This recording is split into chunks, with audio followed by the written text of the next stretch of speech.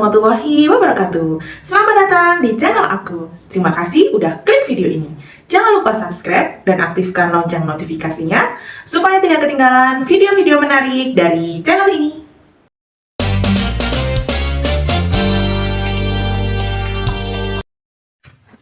Segmen hari ini adalah Bistik, bincang misteri yuk. Dimana di Bistik ini aku akan membahas segala sesuatu yang berhubungan dengan hal-hal gaib dan juga misteri.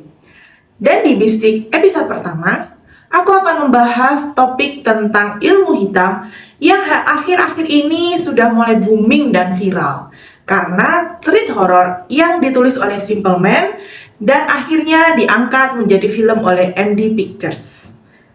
Ilmu hitam apa itu? Ya, betul, Santet Sewu Dino. Apa sih perbedaan Santet Sewu Dino ini dengan santet-santet yang lain? Bagaimana kekuatannya? Penasaran? Langsung aja kita masuk ke pembahasannya. Let's go!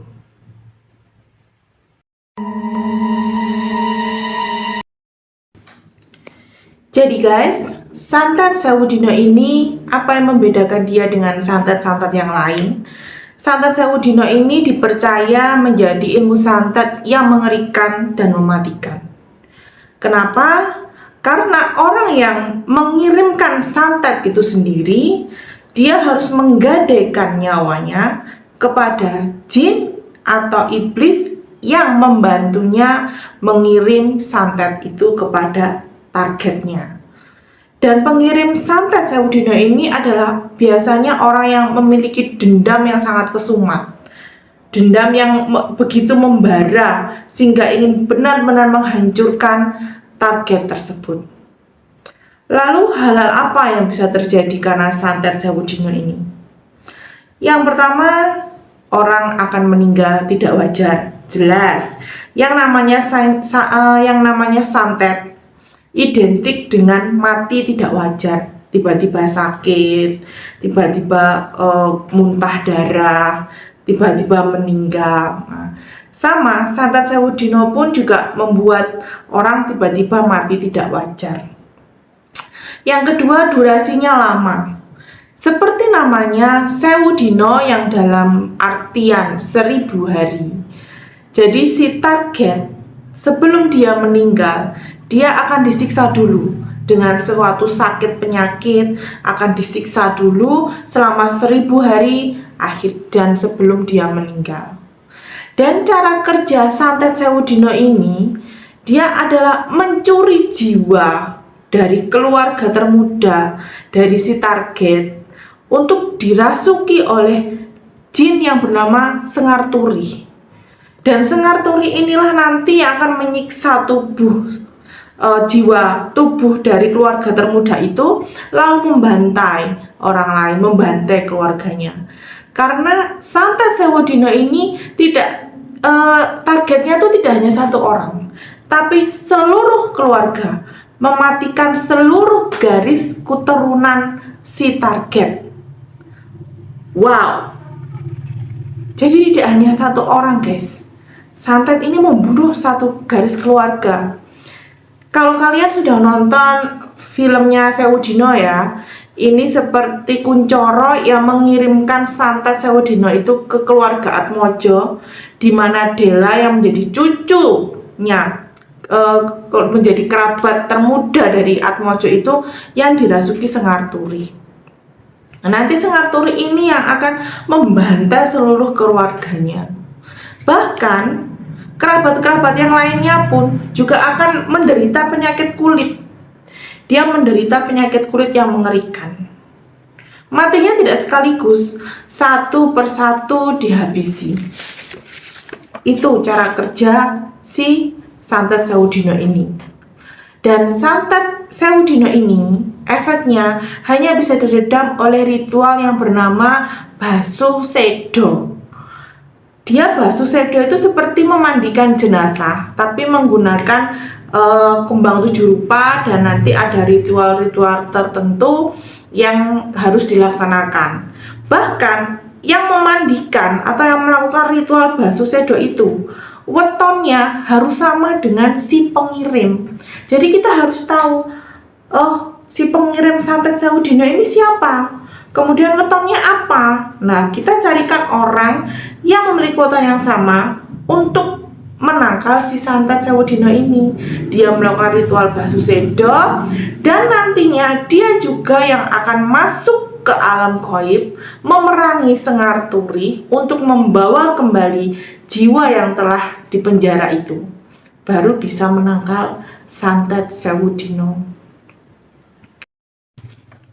Lalu bagaimana cara menangkal santet itu sendiri? Ya, ada hal-hal yang bisa dipercaya, yang banyak info-info yang aku dapat dalam menangkal santet itu sendiri. Yang pertama, dengan media tanaman. Media tanaman ini tidak sembarang tanaman. Tanaman yang dipercaya atau diyakini bisa menangkal santet itu seperti pring kuning, tebu bulung, pohon kelor. Tanaman-tanaman itu kenapa bisa menangkal santet? Karena diyakini bahwa pring kuning, tebu wulung, pohon kelor itu adalah tanaman yang memiliki energi positif. Jadi dia bisa menangkal energi negatif termasuk si santet itu. Kemudian dengan kayu anti ular. Kayu anti ular itu seperti apa? Kayak kayu liwung, kayu setigi, kayu nogosari. Nah, biasanya kayu itu akan dibuat aksesoris. Kalung, gelang, dipakai buat aksesoris atau tasbih ya. Itu juga memiliki energi positif, jadi bisa menangkal hal-hal buruk. Ada juga yang percaya bahwa dengan memelihara kucing nih, karena kucing itu memiliki insting yang tajam, jadi dia bisa tahu kalau ada energi-energi buruk yang ingin menyerang ke dalam rumah tuannya, dia bisa menangkalnya karena instingnya yang tajam. Ada juga dengan marang ketan hitam. Biasanya marang ketan hitam ini dibungkus oleh kain mori, kemudian dijadikan kalung untuk anak-anak. Oh, biar anaknya terlindungi dari gangguan-gangguan jin. Nah, biasanya dipakein itu marang ketan hitam, Kak, dikalungkan di leher anaknya itu. Tapi yang paling penting adalah untuk menangkal santet dan ilmu-ilmu hitam ataupun gangguan-gangguan dari hal-hal gaib yang tak kasat mata itu adalah mendekatkan diri kepada Tuhan yang Maha Esa. Karena dalam Islam itu sendiri, guys, ada doa-doa, tata cara yang bisa dilakukan untuk menangkal santet. Yang pertama, kita harus menyiapkan lidi.